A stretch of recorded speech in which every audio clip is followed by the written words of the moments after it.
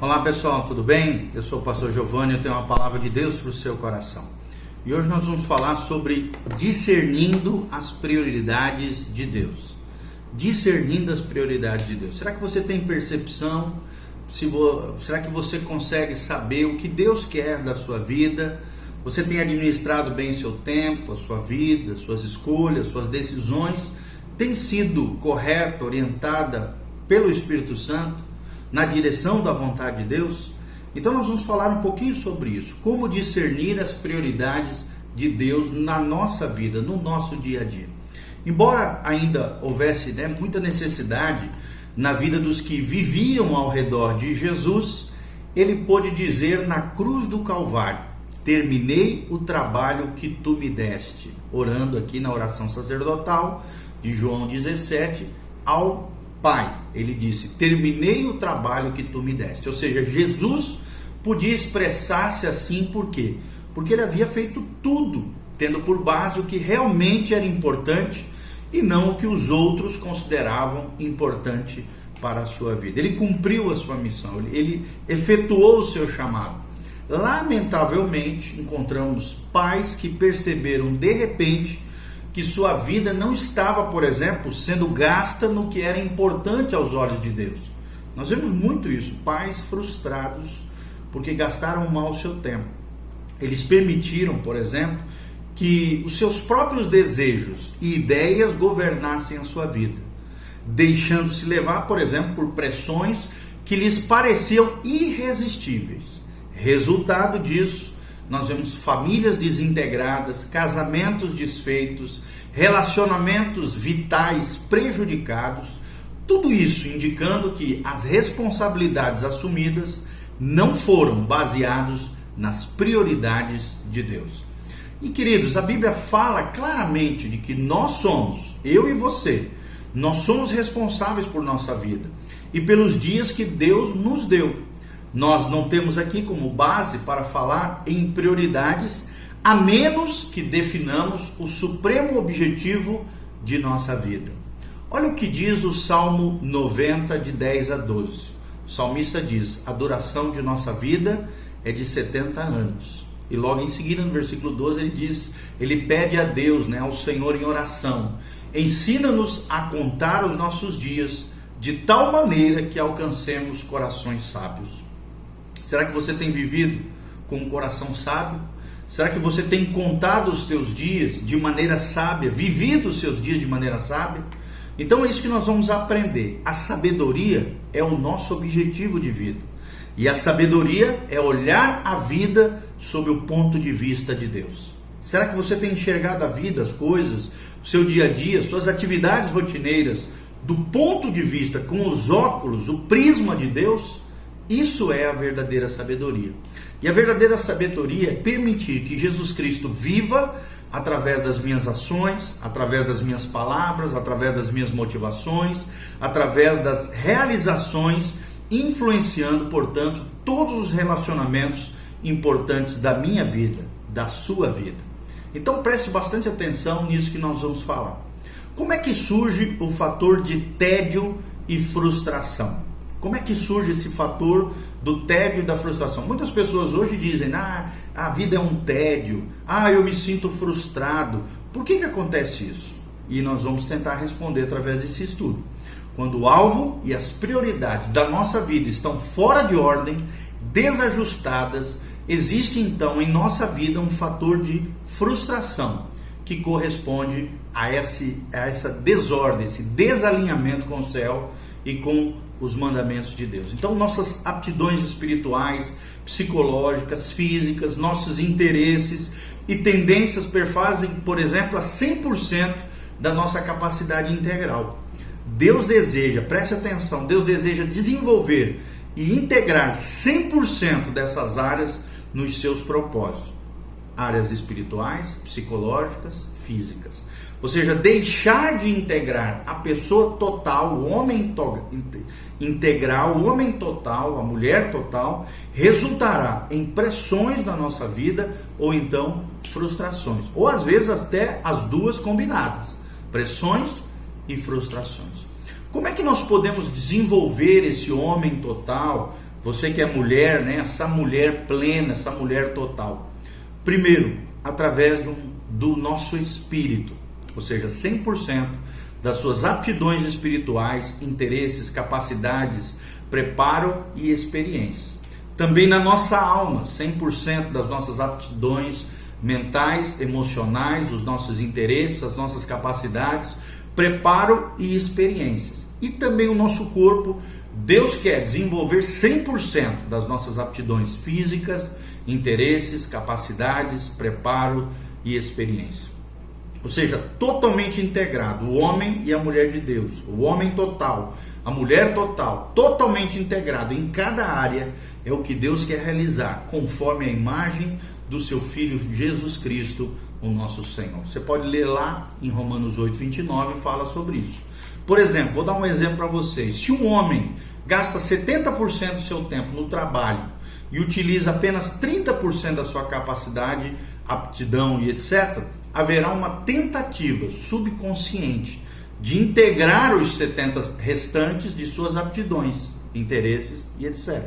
Nos restantes, ou seja, em 30% do seu tempo.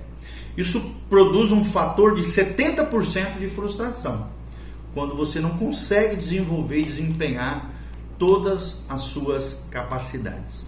E Deus quer nos levar a Canaã espiritual. O que simboliza a Canaã para nós hoje? É a vida vivida no máximo do seu potencial, com todas as suas potencialidades, no corpo, na alma e no espírito.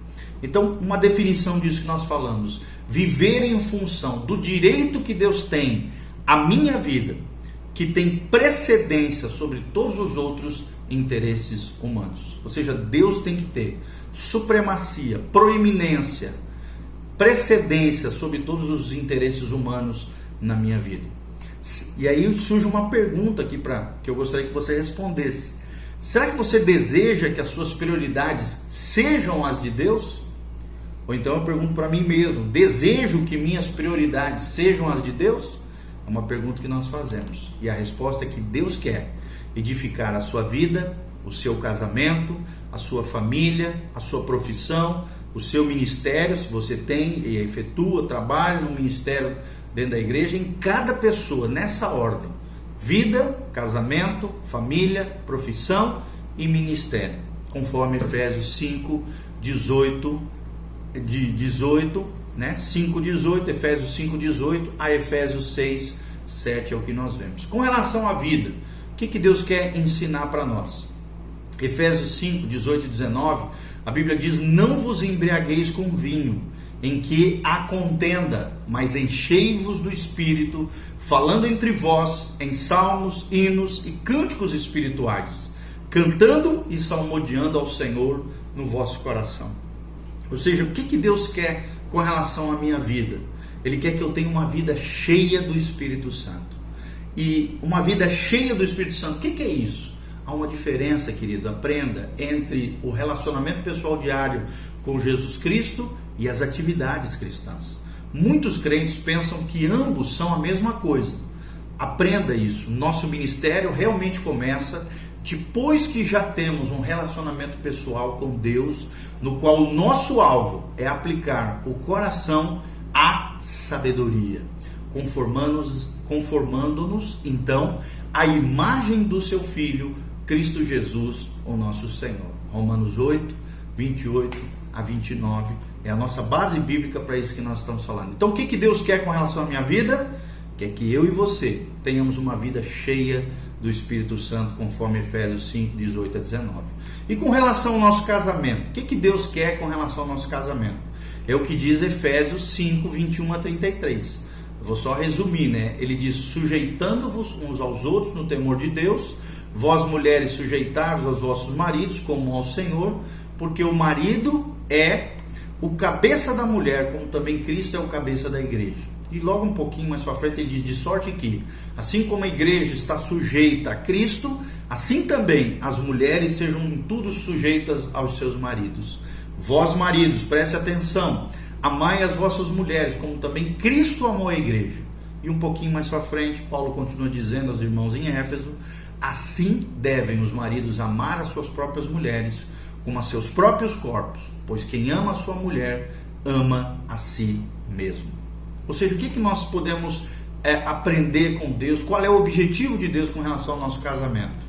O objetivo de Deus é o seguinte: uma intimidade e sensibilidade de espírito que nós precisamos forjar juntos diante das necessidades um do outro. Essa intimidade, essa sensibilidade, ela deve ser gerada no espírito. Ou seja, em 1 Coríntios 7,33, a Bíblia é clara ao dizer que quando um homem se casa, seu ministério principal é a sua esposa. A Bíblia diz isso, mas o que é casado cuida nas coisas do mundo, em como há de agradar a mulher. Ou seja, o propósito de um homem casado é agradar a sua mulher, além de agradar a Deus. Mas debaixo de Deus, o objetivo dele deve ser agradar a sua mulher, gerando essa intimidade, essa sensibilidade no espírito, as necessidades um do outro. Ou seja, quando o homem se casa, é imprescindível que ele reconheça a importância de assumir responsabilidades para com a sua esposa e com a sua família, juntamente com outras responsabilidades fora do lar, entre aspas, tais como profissão, atividades pessoais e também os seus ministérios à luz da palavra de Deus, tá bom? Com relação à família, qual é o objetivo de Deus com relação à família? Ver a vida do ponto de vista do filho, enquanto lhes ensinamos a ver a vida do ponto de vista de Deus. Qual é a base disso que nós estamos falando?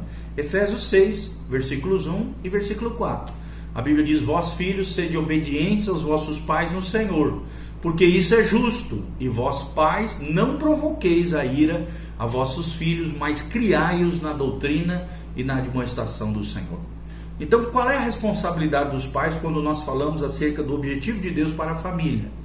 É ver a vida do ponto de vista do filho, ou seja, dos filhos, daqueles que nós geramos em Deus, enquanto lhe ensinamos a ver a vida do ponto de vista de Deus. Passar sabedoria. Essa é a nossa responsabilidade com relação aos nossos filhos.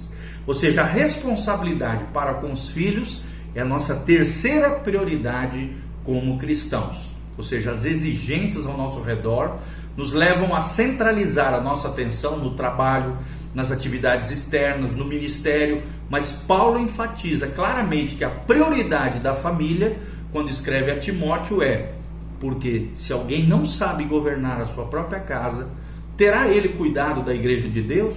É uma pergunta que Paulo pergunta aqui e menciona e coloca para nós. A resposta é não. Se ele não cuida bem da sua casa, com certeza não terá cuidado também da casa de Deus. 1 Timóteo 3, versículo 5. Com relação à vida profissional, o que Deus espera de nós como prioridade? Aprenda o seguinte: é a utilização das aptidões pessoais para prover as necessidades básicas da família. Ou seja, a profissão é o meio usado por Deus para atender as necessidades físicas da família, por progenitor, para o homem, para a mulher, para os pais terem, com as suas capacidades, com as suas potencialidades, proverem em Deus, com seus esforços, as necessidades físicas da família. Ou seja, em sua perspectiva correta, o trabalho é o meio de sustentar minha família enquanto sirvo ao Senhor, conforme Efésios 4:1 e Romanos 12:11. Em Efésios 4:1, Paulo fala assim: rogo-vos, pois eu, o preso do Senhor, que andeis como é digno da vossa vocação com que fostes chamados. Ou seja, cada um tem uma vocação, cada um tem um chamado de Deus, e nós temos que andar com dignidade diante da nossa vocação. Também lá em Efésios 6, 5 a 9, a Bíblia Sagrada diz: vós servos, ou seja, os empregados, obedecei aos vossos senhores, segundo a carne, com temor e tremor, na sinceridade de vosso coração, como a Cristo. E vós, senhores, logo após embaixo ele diz: fazei o mesmo para com eles, deixando as ameaças, sabendo também que o Senhor deles é o vosso e que ele está no céu, e que para com ele não há acepção de pessoas. Ou seja, na vida profissional, Deus espera que nós utilizemos as nossas aptidões, capacidades pessoais para provermos as necessidades básicas da nossa família ou da nossa vida pessoal, se nós somos solteiros e não somos casados, nem temos família. E quanto ao ministério, como prioridade, o que Deus espera de nós? Projetar a vida de Cristo em outros. Ou seja, A última prioridade é a expressão da mensagem da minha própria vida, levando pessoas que não pertencem à minha família à maturidade em Cristo Jesus, conforme Colossenses 1, 28 a 29. Efésios 6, de 11 a 12, a Bíblia diz: revestivos de toda a armadura de Deus, para que possais estar firmes contra as astutas ciladas do diabo, porque não temos que lutar contra a carne nem sangue. Ou seja, o objetivo do nosso ministério é projetar a vida de Jesus Cristo, que está em nós, na vida de outras pessoas. Ok? Quais são os 4 benefícios com relação a isso? É o que nós vamos falar no próximo vídeo, que nós vamos falar sobre prioridades, tá bom? Então continue conosco, que Deus abençoe a sua vida, seu coração, em nome de Jesus. Amém e amém.